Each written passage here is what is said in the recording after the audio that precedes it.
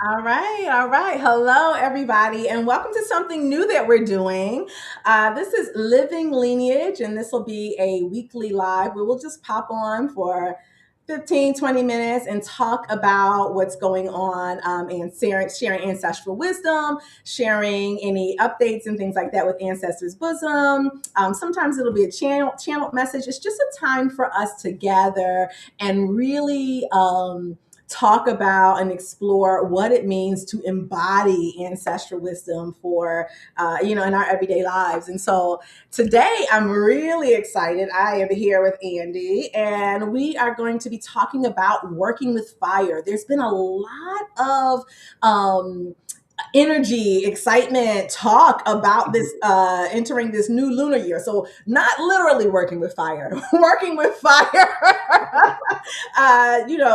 metaphorically. And maybe if you want to start working with fire, that's fine. Just be safe.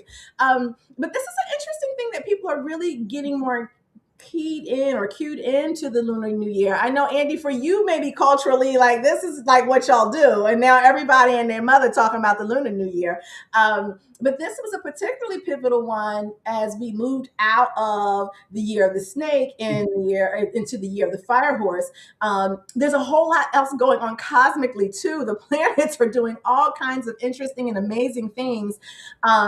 And instead of looking at these energy shifts as chaotic or not knowing what to do with them, just we wanted to talk some today about how do we work with this energy. And so this Lunar New Year has really reset our energetic current. And so when we think about fire, we think about things like movement, courage, visibility, purification, initiation, like all of those things. And the emphasis of fire is not about force. It's like, how do we align with momentum? And so I would offer that this is not a year to just be pushing willy nilly, right? And we're so excited and everyone's been talking about it, but how do we take this year to move when the current is hot, right? And so I love that. yeah. So that's what I want to. So Andy, I'll just throw the question to you. And correct me if I am wrong. You know, maybe you have a ritual around Lunar New Year's and things like that that have already been in practice. Has this been anything different for you this year? You know, when I was living at home, it was a big deal, Okay. right? Because my family was very traditional. That night before, like New Year's Eve, you're supposed to Mhm. have a big family gathering, and there's certain foods you're supposed to eat that Yeah. represents wealth and longevity and stuff like that.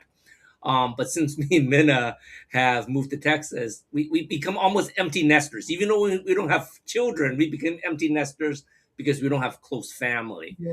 Right. Yeah. So it's been a little bit different in celebration, but we still honor our heritage. We Yeah. still celebrate Chinese New Year. We're buying the little things like the lanterns and Yeah. stuff like Yeah. that. And Mhm. just to welcome the new year. Yeah. You're not supposed to be cleaning, like sweeping or doing any house cleaning Yeah. right before New Year because you'd be sweeping all the wealth away, right? Yeah. So Yeah. there's some things that we still do, and it's just sort of ingrained in I guess in our ancestral heritage the way Yes. we grew up. Uh-huh. Yeah, yeah.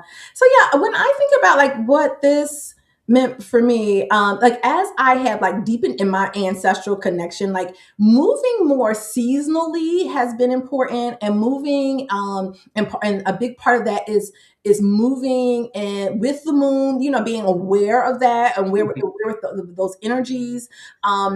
And moving away from kind of these artificial start points, or these artificial timelines and time frames, and really becoming more in sync with the way that nature is moving. And Mhm. so I think that for me was like why um, I was more in tune this year to a Lunar New Year and what that meant energetically. For me, as a medicine woman, I've really been like springtime is really the true start. Like that's when Mhm. we're really getting things going. Correct. But there is like something about like I feel gentle activation, right? As I am moving with the season, because, here we're in winter, as Mhm. I am moving into kind of rest and restoration, um, my channel has been more open and more clear, right? And so, Mhm. there Mhm. is like this quiet activation, quiet momentum building Yeah. for what will then kind of really pop out, Yes. um, during springtime. And so, just when I think about my business, Ancestors Bosom, just the downloads and the hits I'm getting about what I want this year to look like, what that means for offerings. Really channeling the energy and aligning offerings with with the energies that people are going to be feeling. So important for us as like healers and coaches to Mhm. be really in tune with the energy of potential clients, our own energy, of course, first, but the energy of potential clients, and making our offers reflect that.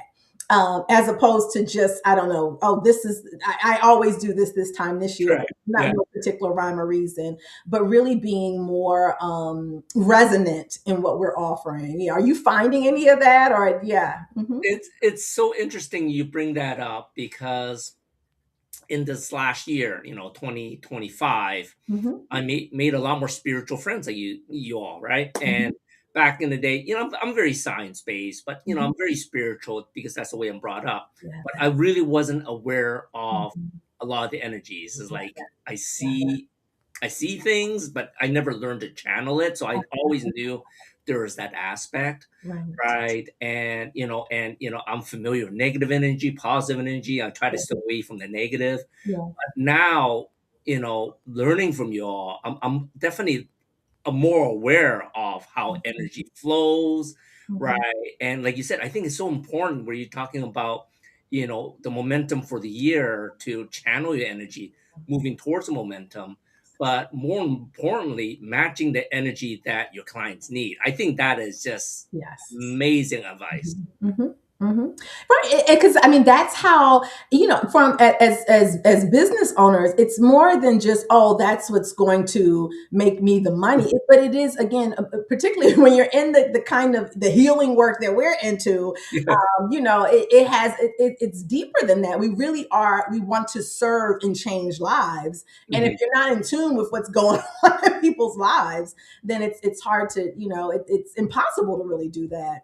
And I think that's why some people kind of get stuck, business wise. And it's interesting that I'm even talking so much business talk, but I know there are a lot of people like that has been part of this shift for people. There's a lot of people moving into entrepreneurship, but not even in the traditional sense, like soul led business, right? People Yes. coming into what their true mission is and wanting Mhm. to actualize themselves in those ways.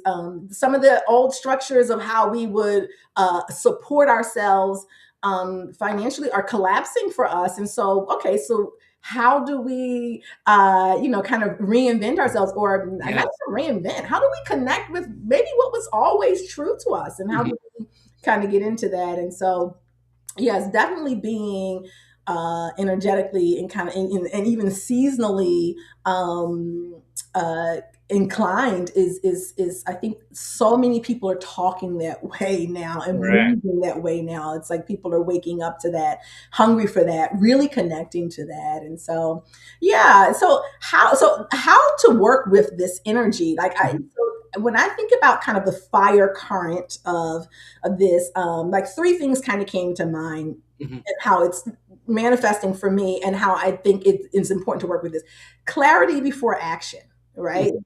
The days of just throwing spaghetti at the wall and seeing what sticks, like we don't even have I think so many of it, we don't have the energetic capacity for that anymore. Like we're burnt Mhm. out on that. And Yes. so, and if we think about fire without direction scatters, right? Mhm. If you make a fire, a bonfire, or light a fire, on a fire pit, you don't want that thing going.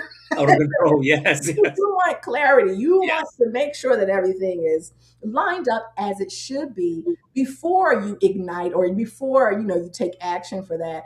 And that applies to our lives, and what we're in this kind of embodying that Mhm. ancestral wisdom, getting clarity before action. Yeah, so that's one. The next one also I think is like small visible moves, right? Like, sometimes we feel like, oh, we got to make this big crazy leap. Mhm. Again, our nervous systems I just don't think as a collective we can handle that, right? Correct. It's just kind of that those small intentional actions that really actually lead to like it amount to a big leap. Mhm. Um, and then the last kind of grounded way I thought about was like this whole release through ritual. Mm. Even things like writing down intentions or writing down what we're releasing and then burning it, right? Decluttering, speaking our truth out loud, like those kinds of things are ways that we can work with the fire current. So, yeah, are you noticing anything in your clients or in your community, Andy, around maybe working with fire, the fire current, or moving in a different way? Yeah, I think what you're talking about the clarity, I think that Mhm. is so pivotal, in everything that's going on, Yeah, because like so many people are taking the big swings, and then when they fail, yeah, they just sort of, wow, that was stupid, and they never move on, right? And right. having the clarity Mhm. and taking a step back to see Mhm. where that fire is going, how you're growing that fire, right? You controlling that fire is very important because, like you said, fire can get out of control very easily and can consume you, right? And everyone else, Yes. right? So Mhm. having that clarity, how you're building the fire, where that fire is Mhm. leading, Mhm. Mhm. and I think people need to be a little bit more aware of that. And I do notice a lot of people doing the little build-ups a little bit more, even for both me and you. We're starting a new business in March, like a retail store, and we don't we have the grand vision, but we don't just open it and hope people come, right? We're still slowly building up the momentum, building up the interest and what people want, Yes. right? So I think that is so important in everything you do, not just for business but even in your relationship and in your life. Yeah, absolutely. And so as you mentioned, yes, we are both kind of launching into physical spaces. Yeah. Yeah, Ancestors Bosom Herbal Apothecary will be opening next month here locally in Savage Mill in Maryland. And even with like looking into the space and Mhm. signing the lease and negotiating the lease, like that was all. It was such. I moved from such a different place than normally I would. It wasn't go go go. It was okay, let's see. And then, Mhm. okay, how does this feel? Let me sit with this. Let me sit with my ancestors. Let me Mhm. sit with my intuition. And then realizing this can be easy, although there's challenge and work involved. Mhm. It Yeah. doesn't like that grit and grind is dead, at least for me. And I think for so many people. And so, really, just kind of moving slowly. It was important for me to sign my lease and give myself a nice runway to even build out, like Mhm. because again, building this space intentionally. I also think with coming back to physical spaces during the pandemic and all, like, so we moved away so much Yeah. from the physical and that one-on-one, that kind of more the in-person community, and Mhm. we're so hungry for that. Like, people Yes, are the ready for connection, that. right? It's so true. Yes, yes. Yes. And but what we did learn, I think, from being more isolated is how to build community more intentionally, Mhm. right? And being more careful in Correct. how we create an atmosphere that people will want to come in, particularly in doing our healing work, and so I know for you and what you're building out, like what is that looking like? How are you cultivating that? Like what are you excited about? Yeah, it's sort of like what you said. It started out as an idea, Uh-huh. and I was just out with my friend, a chiropractor friend. We spent Christmas together, and I just threw it out. Hey, do you have space available? To lease out. I have this sort of small idea, and it was started out was almost like a joke, right? Like I want to do it, I don't want to do it, right? Because I bought the equipment, and we have all the equipment at home, and I normally use it for myself. Mhm. And I said, well, people keep asking what I do, what I do, what I do, and I'm not going to invite them to my home to use my equipment. Right. So it came to a point, maybe what if I start small, right? Rather than going commitment, open a big wellness center, start small, work with someone that I believe in and what they do in the holistic space. and then we can have a mini referral. And then, like you said, signing the lease, it's small enough that I don't have to worry about it if things aren't working out initially, Right, right. right?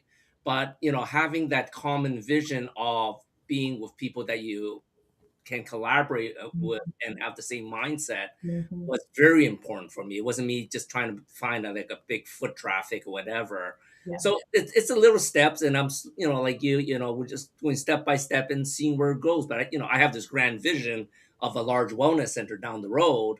But we all have to start somewhere, right? Absolutely. Absolutely. Yeah. My vision is to have a full on retreat space where people I come and love that. they're Yeah. tiny houses and, and there, yes, there'll be an apothecary on site and there'll be Hmm. space for, workshop and all that kind of thing.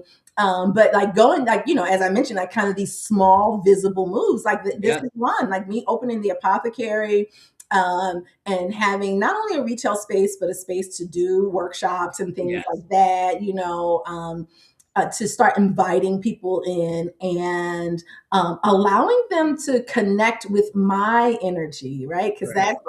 that's what when people are looking for a coach or a healing work and all that, Hmm. they are not buying a product. They really are looking for an energetic connection, a spiritual connection. And there's something about a physical space that can hold that. Like people can Yes. feel that, and that kind of moving slowly to build it out, making sure it's aligned energetically with any collaborations or partners, like that goes a long way in creating that atmosphere that will magnetize people in. And which is another thing with this whole working with the energy. Again, it's no longer this push, make things happen at all Right. costs.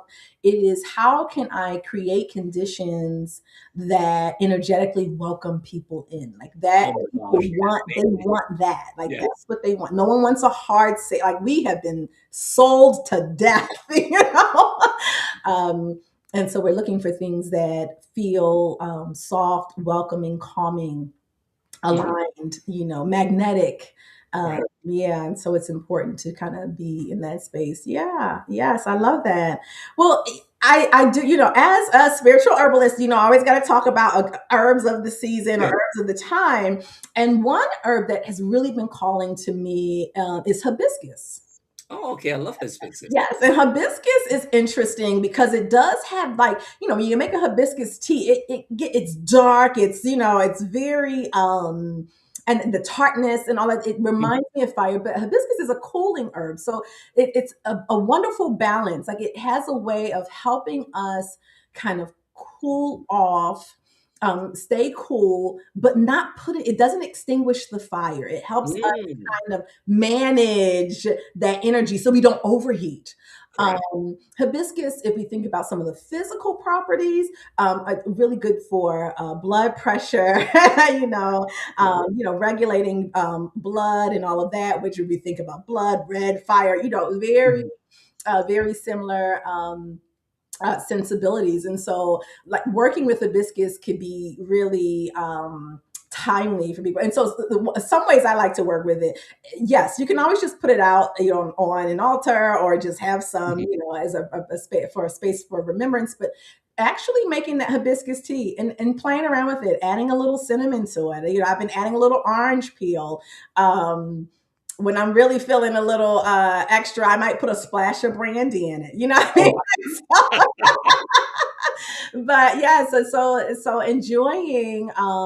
enjoying that fire that we're feeling, but also still moving slowly, still moving mhm. intentionally, and keeping our inner fire tempered in the correct way, so that Mhm. way we have the longevity, that we don't just burn out, right? That Correct. Exactly. I love that. yes, yeah. Yes, and then the taste too. It's just such a good taste. And for me, hibiscus, it starts reminding you of spring, but it's not spring yet. So it's the perfect kind of transitional herb, I find, to work with. And then you can do hibiscus oils and things like that. But drinking it as a tea has been something that is really worth. A question on that, Janine, on the hibiscus tea. Do you just use hibiscus petals, or do you mix it with like a green tea, black tea, white tea? Because it is pretty tart for some people, Yeah. right? Yes, yes, it is pretty tart. So you can, but see, that's the beautiful thing. Play around with it. Like let the herbs call to you. The way that I like it most, Mhm. I have just been having just a little bit of the petals, Okay. and then with a little cinnamon, a little bit of orange. You know, orange gives a slight sweetness, and then some honey to kind of maybe balance out the tartness. Mhm. Is a way to do it. But you can mix with other things. Like I also have mixed the hibiscus with elderberry, and elderberry Oh, kind of has like a deeper, almost kind of a chocolatey taste. yes. So that kind of goes Right. well, nice, what nice, and wonderful for immunity um, Mhm. as well. So, and then hibiscus tea is nice cold as well. So, Mhm. um, yeah, yeah. So I would say play around with it, but not being afraid of tart things, not being Right. afraid of the bitter things, right? Appreciating the bitterness and Mhm. tartness of it. Like I think that it builds up our taste bud Yeah. tolerance, but I think it also builds up our tolerance for the parts of life I love that. That's that so true. are not as sweet, right? But that Yes. are necessary, you know? Mhm. Mhm. So yeah, so much we can learn from from using that and from doing that. Yeah, yeah, yeah. Hmm. That's amazing. That's amazing. We always take in what you recommend and try it, and it's amazing what herbs can do for the body, right? Absolutely, absolutely. Yes. And also for the spirit, right? For the Mhm. spirit and for the mind. Yeah. So yeah. I guess we'll just take these last couple minutes to just again talk about anything that's new. Like I said, the apothecary, the physical location for me, I'll be opening up next month, actually March 21st. And that was Nice. Okay. is kind of the grand opening target date there. The other thing I thought about too is that Mercury retrograde ends March 20th, so that way. Okay. So thinking about the energies of Mercury and retrograde can sometimes be chaotic, but that's a time to just chill out, and Sure. then once that moves, then to kind of get that going again. This show, or this kind of hopping on live, we'll be doing Yes. weekly every Yes. Wednesday at 2 p.m. Central, 3 p.m. Eastern time. And some other things are in the work too. It works for me too. The Ancestors Bosom School of Ancestral Wisdom is Mhm. coming online and coming together, Love that. doing more teaching, more mentoring, Mhm. and really people who really want to immerse themselves in Correct. ancestral wisdom and what that looks like for them, connecting with that moving forward. Yeah, those are things I'm all excited about. So those are some of the things that this fiery energy have been birthing for me. And so, Mhm. Andy, you have your space coming up, but anything else? What else is coming up? Oh my gosh. There are just so many moving parts. Mhm. At some point, I want to release our longevity collective with the chronic health collective, right? Where we can all, collaborate and give our wisdom to people where they can ask more questions about that. That's in the works. I have the back end all done. But like you said, I want to set it up where we're building the momentum, we're building it, the clarity, Mhm. and have a better clarity of what people want. So Mhm. that's why I love these type of shows. We get some feedback from people what they're looking for, rather than like you said, us just giving them something that we think they need, right? So Mhm. I think that is so important in taking the smaller steps and giving people what they need right now, not what we think they need. Absolutely, absolutely. Well, I think that's probably a good place to start. I would encourage all of you who've tuned in, spread the word, come and see us, again, every Wednesday at 2 p.m. Central, 3 p.m. Eastern. And as you go through this week, pay attention to where the fire is asking you to move. Not wildly, but Mhm. wisely. And so this has been Living Lineage, Ancestral Wisdom shared in real time. And we'll see you next week. Thank you, Andy. Thank you. We'll see you everyone next week. Absolutely.